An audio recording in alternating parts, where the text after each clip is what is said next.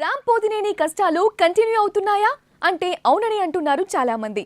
ISmart Shankar hit తో form లోకి వచ్చాడు అనుకుంటే ఆ వెంటనే రెడ్, ది వారియర్ అనే సినిమాలు అట్టర్ ఫ్లాప్ అయ్యాయి. బోయపాటి శ్రీను డైరెక్ట్ చేసిన స్కంద చూసి చాలా మంది భయంతో వణికిపోయారు. రామ్ లాంటి మినిమం కట్అవుట్ తో బోయపాటి చేయించిన యాక్షన్ సీక్వెన్స్ లు విపరీతంగా ట్రోల్ అయ్యాయి. హ్యాడ్రిడ్ డిజాస్టర్స్ తర్వాత మళ్ళీ పూరి జగన్నాథ్ తోనే డబుల్ స్మార్ట్ అంటూ సినిమా మొదలైంది. అయితే ఈ మూవీ ఏ దశలోనూ సజావుగా సాగలేదు. కొన్నాళ్ల క్రితం ఏకంగా ఆగిపోయింది అనే న్యూస్ కూడా వినిపించింది. సంజయ్ దత్ లాంటి విలన్ ను కూడా సెట్ చేసుకున్నారు. బట్ చాలా సార్లు ఫైనాన్షియల్ ఇష్యూస్ తో షూటింగ్ సాగిపోయాయి. అందుకే మార్చ్ 8న విడుదల కావాల్సిన డబుల్ స్మార్ట్ ప్రొడక్షన్ కు సంబంధించి ఇప్పటి వరకు పెద్దగా అప్డేట్స్ ఏం లేవు. అయితే రీసెంట్ గా మళ్ళీ షూటింగ్ స్టార్ట్ అయిందట. ప్రస్తుతం యాక్షన్ సీక్వెన్స్ లు చిత్రీకరిస్తున్నారట.